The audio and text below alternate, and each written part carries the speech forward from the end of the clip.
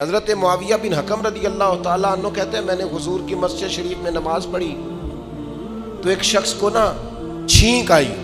یہ بھی بخاری مسلم میں موجود، تو میں نے نماز میں کہہ دیا یرحمک اللہ، یہ چھینک آنے کا جواب ہوتا ہے، میں نے یہ نماز میں ہی کہہ دیا، تب بہت سارے لوگ مجھے گھورنے لگ گئے، کچھ نے اپنے ہاتھ بھی مارے زانوں پر کہ یہ کیا کر رہے ہو، نماز میں بول رہے ہو۔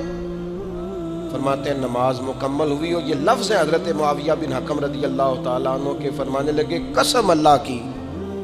میں نے حضور سے بہتر سمجھانے والا نہ پہلے کبھی دیکھا ہے نہ بعد میں کبھی دیکھا۔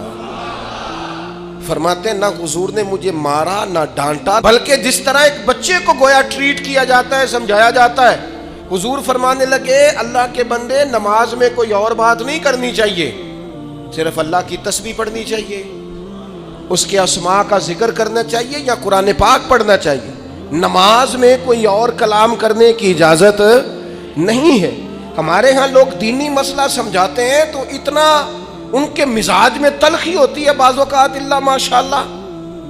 کچھ لوگوں کی طبیعت اتنی کرخت ہوتی ہے، بچہ نماز پڑھ رہا ہے اور حاجی صاحب اس کے ساتھ کھڑے نماز پڑھ رہے ہیں، لیکن وہ اس کو کھڑا کر رہے ہیں تو یوں کندھے سے ہلا کے، تینوں آج تک نہیں پتا نماز ہے کہ یہ آپ دین سکھا رہے ہیں، یہ اخلاقی رویہ دین سکھانے کا، یہ لب و لہجہ دین سکھانے کا، قطعاً ایسا کوئی کام نہ کریں۔ میں تو یہ مدارس کے اساتذہ سے بھی کہتا رہتا ہوں، میں کہتا ہوں نبی پاک نے کبھی کسی کو نہیں مارا، آپ بچوں کو ڈانٹیں، کریں کچھ،